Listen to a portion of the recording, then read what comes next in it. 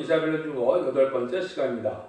우리 이사야 8장을 통하여 임마누엘의 역사에 대해서, 마하설 하스바스에 대해서, 통용문자에 대해서, 세계 특별에 대해서 변론해 보도록 하겠습니다.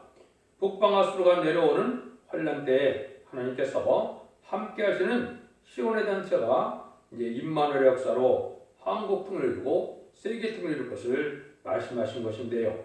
진리의 심판에 들어간 진리의 변론이 통용문자로 영어로 전달될 때는 이 심판의 환란이 아주 가깝다는 때라는 것입니다. 그래서 이 말씀을 통하여 이 말씀을 가는 과정에 이제 우리가 심판 때 임박하다는 것을 알 수가 있는데요. 그래서 7장에서는 예수님이 오신 것 자체가 원수를 없애하러 왔다. 그 원수는 이제 마귀 세력인데 마귀 세력이 없어서 세계 통일하고자 하는 것이 예수님이 이 땅에 오신 목적이다. 이렇게 볼 수가 있죠. 그 일들이 이제 구체적으로 인간 천물에 대해서 진행될 때 마지막 징조 중에 하나가 마하설 하스바스라는 통용문자로 하나님의 말씀을 전하는 때다. 이렇게 이제 말씀하신 거다. 이렇게 볼 수 있습니다. 본문부터 결론을 내도록 하겠습니다. 1절에서 4절입니다.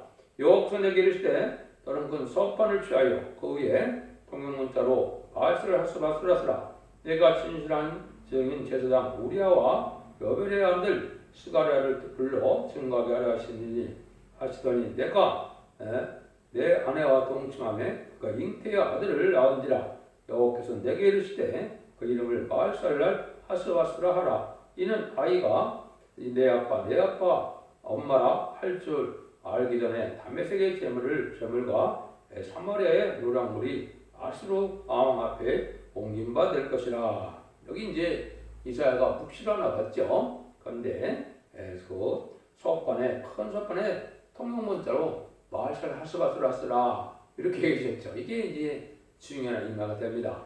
통용문자는 현실로 보면 영어라고 볼 수 있죠. 전 세계적으로 가장 많이 사용하는 언어니까 이제 영어라고 볼 수가 있습니다. 근데 마하설 하스바스라는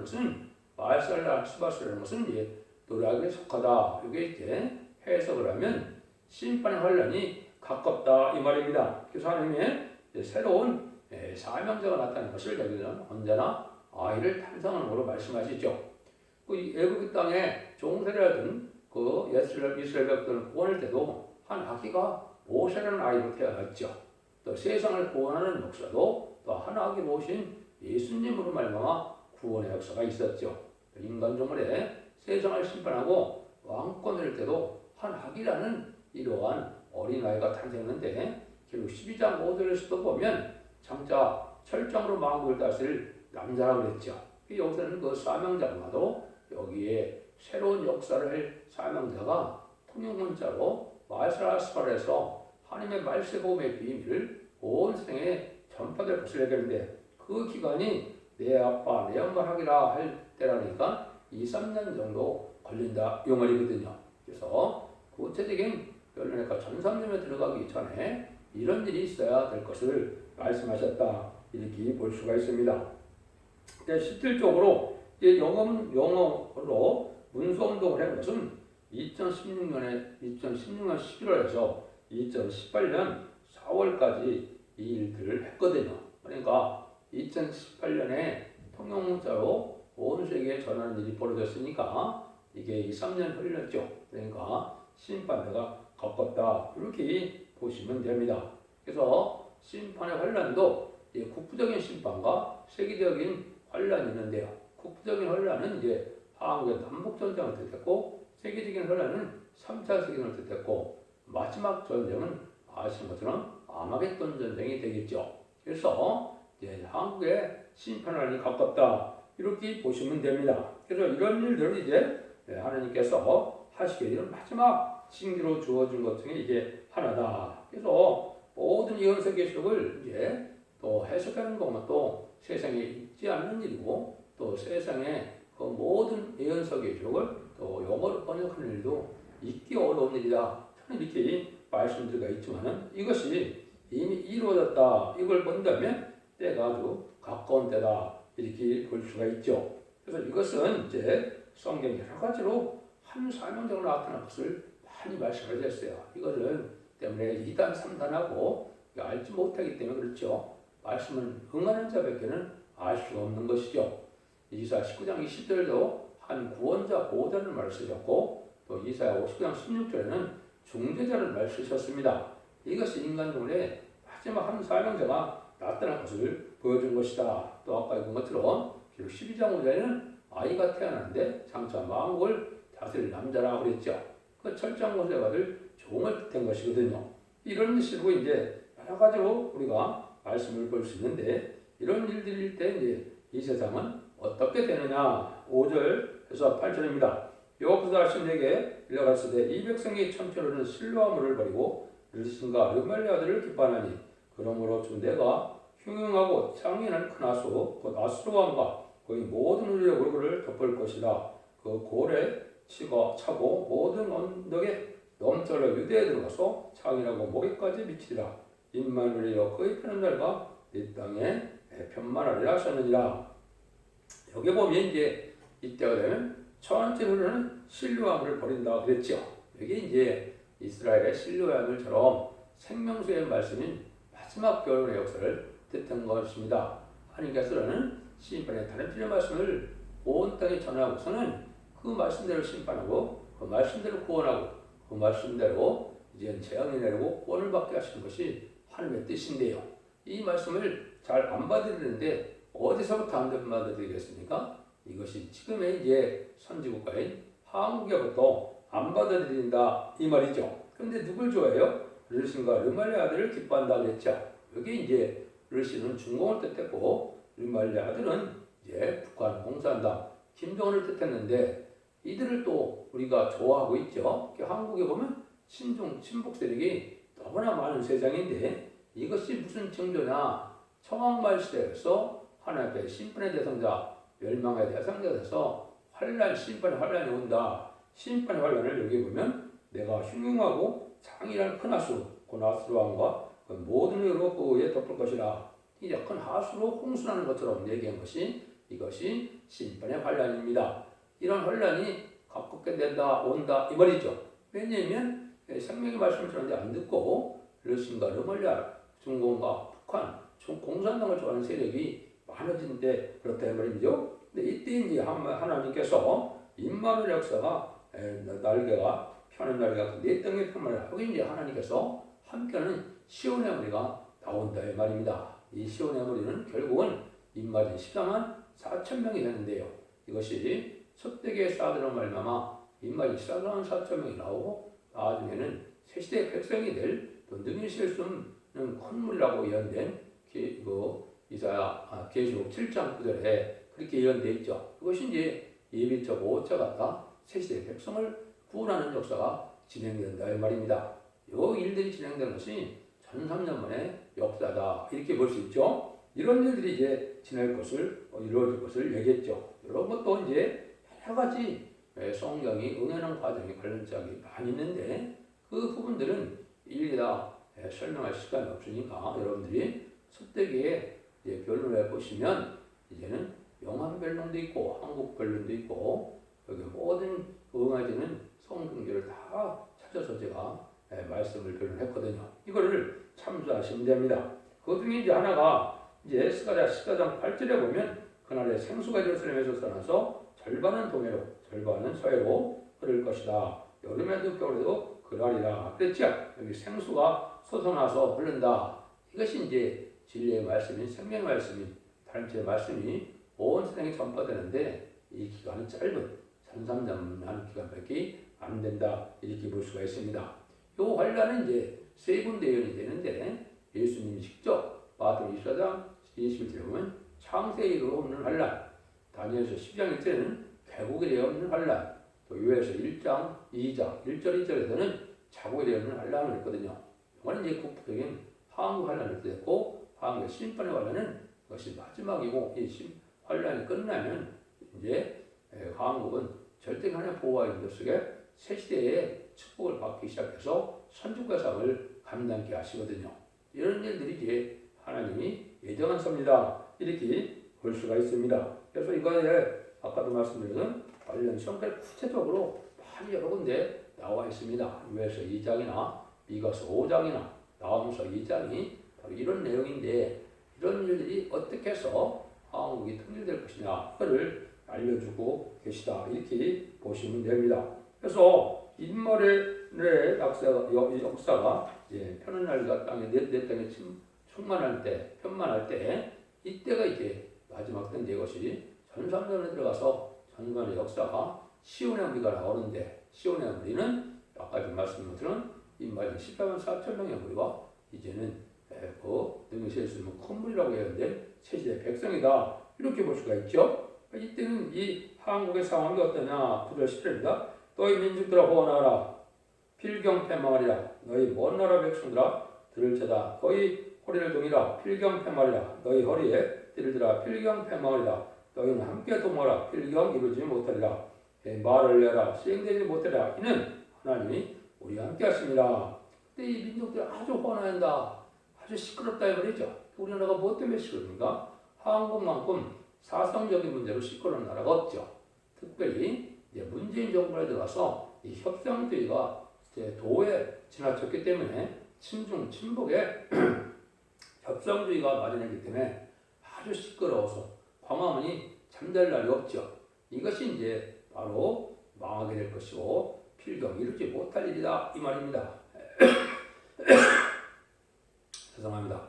그래서 이 추사파 정권은 이걸 공간화시키고 사회주의화시키고 하지만은 그 일들은 이루어질 일이 아니다 이 말입니다. 한국은 선진국가의 쌈을 가지고 있기 때문에 하는 절대적인 보호와 인들 속에 국제 멸공통을 하고 선진국가로 지경도 넓어지고 또 전삼년만에 죽지않고 색색하고 죽지않고 뼈를 성찰하는 말세복로 지나서 병원화 성찰하는 이런 역사로 이제는 공중강론하시는 예수를 영접하게 할 사명이 바로 한국의 선진국가의 사명이거든요. 이 일들이 본격적으로 진행될 때가 됐다 이렇게 보시면 됩니다. 11절에서 15절입니다. 여호와께서 강한 손으로 내게 말게 하시며 이 백성의 길을 행치 말 것을 내게 경성시켜 가르치되 이 백성이 명역한 자가 있다 해도 너는 그 모든 말을 따라 명역한 자가 있다 하지 말며 그 두려워하는 것을 너희는 두려워하지 말라. 놀라지 말고 왕군의 여호와 그를 거룩하다 하고 그런 너희 두려워하며 놀랄 자를 삼으라. 그가 거룩한 별 곳이 되라. 그러나 이 이스라엘 두 집에는 거치는 돌 걸리는 반석이 될 것이며 이스라엘 거민은 함정과 홀무가 되시니 많은 사람들이 그로 인하여 질 것이며 넘어지며 부러질 것이며 걸릴 것이며 잡힐 것이니라. 여기 이제 하나님이 이런 일이 올 때 많이 두려움을 느끼게 되는데 이 공산당과 이 악의 정권, 이 불안 정권을 두려워할 필요가 없다는 겁니다. 하나님을 두려워하고 하나님을 믿고 의지하면 하나님이 산성이 되시고 하나님의 피난처가 되셔서 우리 절대적인 보호와 인도함을 받게 된다 이 말입니다. 이런 사상이 이런 신앙이 지금 필요한 것인데 이걸 지금 기독교에서 알지 모르고 있죠. 그래서 이 자들은 이제 멸망을 했는데 이제 인간으로는 피할 수 없는 일이다. 그래서 함정과 올무가 된다 이 말이죠. 이때 심판 관련이기 때문에 합당치 않고 소유와 사상이 이게 정확하지 않으면 합당치 않으면 다 멸망을 할 것이다. 그래서 넘어지고 거치고 쓰러지고 무너진다 그랬죠. 그래서 이 세상 문제가 이제 세상에 속화된 이제 기독교 들부도 기독교인이나 우상 숭배자나 우상 협상자나 이런 용공 협상자나 우상 숭배자들이 다 멸망이 온다 이 말입니다. 이런 것들이 이제 한 예정된 심판의 관리인데 음란부패 사치 타락한 이런 자들이 이제 멸망하는 그런 때가 올 것을 여기 말씀하신 것이다. 그래서 하나님을 믿고 하나님을 두려워하고 말씀에 따라서 순종해야 하나님이 피난처가 되어야만 살아나는 것이 심판의 관련이거든요. 그런데 공산당을 두려워 공산당을 좋아하고 공산당과 협상하는 이것은 멸망의 사상이 되고 신성의 표를 받은 것과 똑같이 심판의 대상자가 멸망의 대상이 된다는 사실을 지금 아셔야 될 때가 온 것입니다. 그래서 이러한 함정 올무가 된다. 이게 이제 예표적인 일이 이스라엘 백성들이 이제 모세를 통하여 애굽에서 나올 때 장정만 60만 명이라 그랬죠. 그런데 하나님의 은혜를 받고 10가지 재앙으로 애굽 바로를 굴복시키고 6월절 은영으로 구원을 받고 또 홍해에 애굽군들 수장시키고 광해성을 통하여 요단강을 건너 가나안의 복제들을 간 사람은 여호수아 갈렙밖에 없죠. 여호수아 갈렙처럼 담대한 믿음을 가진 자에게는 이 새시대의 축복을 받지 못한다는 것으로 우리에게 알려집니다. 이것이 예배다 이렇게 봐야 됩니다. 그러면 어떻게 해야 되냐 이제 쭉 나오죠. 너는 지금과의 말씀을 싸매며 율법 나의 제자 중에 봉함하라. 이제 야곱 집에 대한 낯을 가리시는 여호와는 나는 기다리며 그를 바라보며 보라 나와 및 여호와께 내게 주신 자녀들이 이스라엘 중에 징조와 예표가 되었나니 이는 시온산에 계신 여호와께 만물의 여호와께로 말만 것이라. 그런데 하나님이 이상한 말씀하시죠. 이 말씀을 싸면서 나의 제자 중에는 봉함하라 이렇게 했죠. 이게 이제 많은 기독교인들이 합당치 않고 속화되고 부패되어서 타락했기 때문에 이 말씀을 깨닫지 못하게 된다 이 말입니다. 그래서 멸망할 수밖에 없는 것이다. 그래서 여러분들이 제자직이라는 말을 썼죠. 여러분들이 이제 성경을 자세히 읽다 보면 이사야 42장에는 소경과 기목이라는 말이 나오죠. 근데 하나님의 종이고 하나님의 사자라고 그랬죠. 이것은 바로 뭐냐? 죽어 천당과는 이 복음을 아는데 죽지 않고 세세하고 죽지 않고 변형잖아요. 죄인들을 영접하는 아름다운 식의 말씀을 받아들이라는 자가 다 소금과 기목을 가졌는데 그것이 바로 목회자들이다 이 말입니다. 그런데 놀라운 것은 이사야 56장에 보면 또다시 9절에서 12절에 보면 들의 짐승들이 와서 다 삼킬 때 그때 하나님이 또 소금과 기목을 얘기하시는데 아주 탐욕이 심한 자요 몰박한 목자요 벙어리요 짖지 못하는 개라 이렇게 변했거든요. 하나님의 종들이 지금 개라 벙어리라 이렇게 얘기했거든요.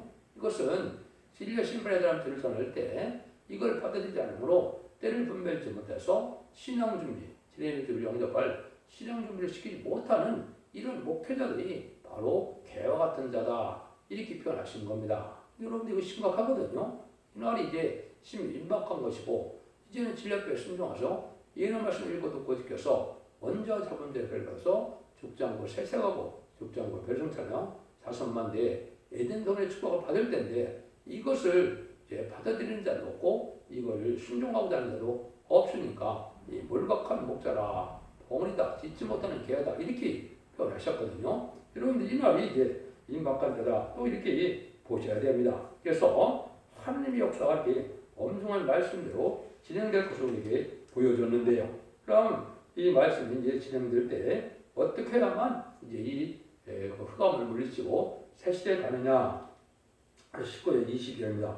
혹이 너에게 구하기를 지절거리며 숙절거리며 신접한 자와 마술사에게 부르라. 하거든 백성이 자기 하나님께 구할 것이 아니냐? 사한 자로 하여 죽은 자에게 구하겠느냐 하라. 마땅히 율법과 증거의 말씀을 쫓으지니 그들이 말하는 바가 이 말씀에 맞지 않으면 그들이 청령 맞은 것을 보지 못하고 이 땅의 해명으로 공부하며 들을 것이라. 그거 들을 때 변조하여 갈대의 왕 자기 하나님을 저주할 것이며 의를 쳐다보거나 땅을 구하도 환난과 흑암과 고통의 흑암뿐이라. 뿐이니 그들이 심한 흑암 중에 쫓겨 들어가리라 이렇게 되어 있죠. 여기 이제 참 중요한 게 이때 이제 지금 많은 사람들이 어떻게 해요? 환상과 계시와 꿈과 이런 걸 해서 지금 종말론을 많이 피고 있죠. 근데 하나님은 예레미야 23장이나 에스겔 13장에 보면 그건 다 거짓 선지자라고 하나님을 말씀하십니다. 하나님은 참된 선지자는 예언의 말씀을 정확히 증거하는 자들만 하나님의 말씀이지 그러 환상과 꿈과 계시로 해서 전하는 자들은 다 거짓 선지라고 그렇게 말씀을 예언을 하셨거든요. 그걸 또 많은 사람이 따라간다. 그런 자들은 이제 말명할 수밖에 없다는 거죠. 그래서 마지막 증거, 진리의 신분들한테를 증거하는 이런 종의 말씀에 맞지 않으면 아침 빛을 먹지 못한다는 것은 이제 에덴 동굴의 축복을 받지 못한다는 것입니다. 여러분이 잘 아시는 것처럼 계시록 22장 17절에 보면 성령과 신부가 하신 말씀을 가감하면 재앙을 받고 그 거룩한성에 참여하지 못한다고 그랬죠.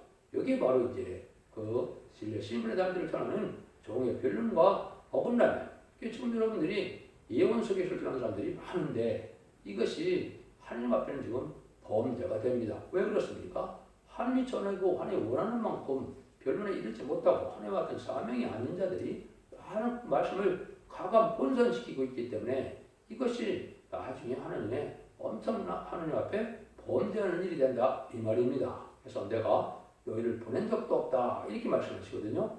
이것이 이제 진리의 말씀을 전하는 것은 하늘에 세워서 하나님이 인정한 완전변의 일을 종만이 전할 수 있는 것이고, 이 진리의 말씀이 맞지 않으면 셋세는 갈 수 없다. 이걸 지금 말씀했는데, 이거는 이제 계시록에서는 지팡 같은 갈대라고 그랬고, 또 아모스는 청량한 다림질이라고 그랬고, 이 스가랴에서는 청량줄, 또 다림질이라 이렇게 말씀하는 겁니다. 그래서 이것은 심판의 기준이 되는 변론은 하나님의 희생의 사명자에 되는 그 변에 이를 수가 없고, 인정한 변론은 바로 다림질을 전하는 종인데, 그 변론을 받지 않으면 구원함을 받지 못한다. 이렇게 보는 것이 이제 인간 종말의 역사다. 이걸 우리가 알 수 있다 이 말입니다. 그러니까 하나님의 말씀을 잘 정확히 전해야 되고, 정확히 전하는 말을 읽고 듣고 지켜서 순종해야, 또 그 진리로 예배를 드려야만 원죄자 문제를 해결받는 은혜 역사가 있게 돼서 이제는 죄의 문제가 해결돼야만